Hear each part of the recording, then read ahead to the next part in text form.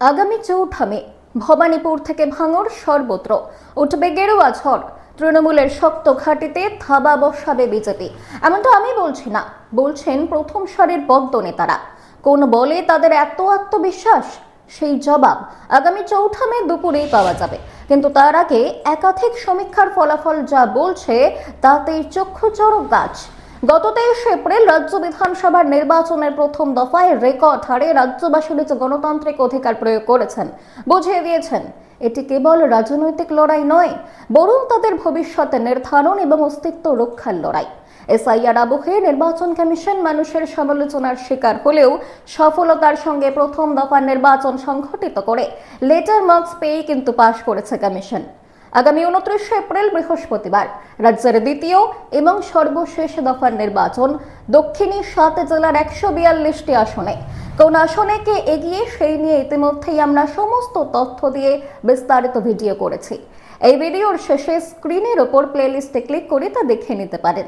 আর আজকের ভিডিওতে এই 7টি জেলার মোট 142টি আসনে গতকাল রাত পর্যন্ত সার্বিক অবস্থা বিবেচনা করে যে রিপোর্ট উঠে আসছে সেই তথ্য দেওয়া হলো।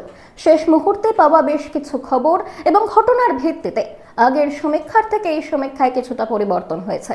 নমস্কার, আমি মৌমিতা, আপনারা দেখছেন বেঙ্গলি মিররস ইউটিউব চ্যানেল। আগের ভিডিওতে আপনাদের প্রচুর সমর্থন পেয়েছি, অনেকেই আমাদের সমীক্ষার সঙ্গে একমত হয়েছেন, তারাও আমাদের শুভেচ্ছা বার্তা পাঠিয়েছেন। আরও এইভাবে পাশে থাকবেন, ভিডিওটি লাইক করবেন এবং চ্যানেলটি সাবস্ক্রাইব করার অনুরোধ রইল। এবার সমীক্ষায় ফেরা যাক, তবে সমীক্ষা শুরুর আগে বিধিবদ্ধ সতর্কীকরণ। এই সমীক্ষা বিশিষ্ট সমীক্ষা সংস্থার করা, নির্বাচনকে প্রভাবিত করা বা কোনো দলের পক্ষপাতিত্ব করা এই সমীক্ষার উদ্দেশ্য নয়। আমরা কোনো দলের পক্ষেও নই, আবার কোনো দলের বিপক্ষেও নই। তাই এই সমীক্ষা দেখে নয়, বরং নিজের বিচার বিবেচনায় নিজের পছন্দের প্রার্থীকেই ভোট দিন। সমীক্ষার ফল মনোপুত না হলে মার্জনীয়। কোন আসনে কে এগিয়ে আপনার রায়টাও নিচে কমেন্ট করে আমাদের অবশ্যই জানাতে পারেন। তাহলে শুরু করা যাক। দ্বিতীয় দফার প্রথম জেলা পূর্ব বর্ধমান।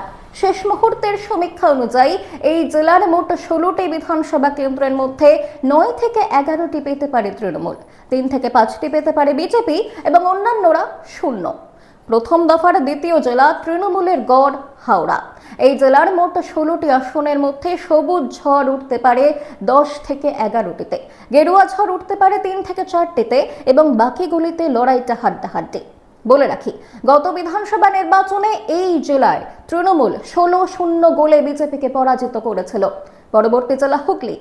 এবারে বিজেপির দাপট কিন্তু এই জেলায় লক্ষ্য করা যাবে। শেষ মুহূর্তের সমীক্ষা এমনটাই বলছে। এই জেলার মোট 18টি আসনের মধ্যে 10 থেকে 12টি পেতে পারে বিজেপি, 6 থেকে 7টি যেতে পারে তৃণমূলের দখলে এবং অন্যান্যরা 0।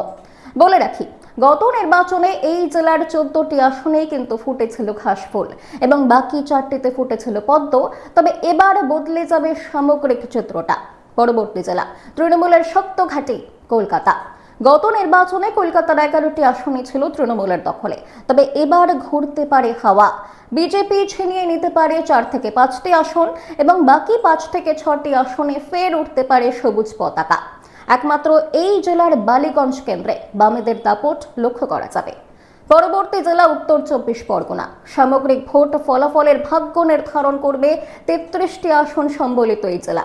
গত নির্বাচনে এই জেলার 28টি আসনে পেয়েছিল তৃণমূল, কিন্তু এবারের সমীক্ষা অনুযায়ী উত্তর 24 পরগনার মাটিতে শাসক বিরোধী লড়াইটা কিন্তু হবে সমানে সমানে।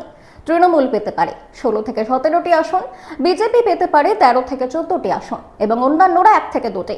আকর্ষণের কেন্দ্রবিন্দুতে থাকবে পানিহাটি কেন্দ্র। পরবর্তী জেলা তৃণমূলের ঘর বলে পরিচিত দক্ষিণ 24 পরগনা। গত বিধানসভা নির্বাচনে এই জেলার মোট 31টি কেন্দ্রের মধ্যে 30টি ছিল তৃণমূলের এবং একটি ছিল মাত্র আইএসএফের। তবে এবার দক্ষিণ 24 পরগনার মাটিতে দাঁত ফোটাতে পারে বিজেপিও। কিছু কেন্দ্রে লিড পেতে পারে বামেরাও, মাটি কামড়ে লড়াই চালাবে আইএসএফও। সমীক্ষা বলছে তৃণমূল পেতে পারে 20 থেকে 22টি আসন, বিজেপি পেতে পারে 5 থেকে 6টি আসন, বাম আইএসএফ পেতে পারে 2 থেকে 3টি আসন। মূলত যাদবপুর, বেহালা পশ্চিম এবং ভাঙড়ে লড়াইটা হবে হাড্ডাহাড্ডি। এবার আসি দ্বিতীয় দফার সর্বশেষ জেলা নদিয়ায়। দক্ষিণের একমাত্র এই জেলায় কিন্তু বিজেপির শক্ত ঘাঁটি। গত বিধানসভা নির্বাচনের তুলনায় এবার খুব একটা পরিবর্তনের ইঙ্গিত নেই এই জেলা থেকে। নদিয়ার মোট 17টি আসনের মধ্যে 12 থেকে 13টি আসন পেতে পারে বিজেপি, 3 থেকে 5টি পেতে পারে তৃণমূল এবং অন্যান্যরা শূন্য। সুতরাং সমীক্ষা অনুযায়ী 7টি জেলার মোট 142টি আসনের মধ্যে তৃণমূল পেতে পারে 72 থেকে 73টি আসন, বিজেপি পেতে পারে 65 থেকে 66টি এবং অন্যান্যরা 2 থেকে 3টি আসন।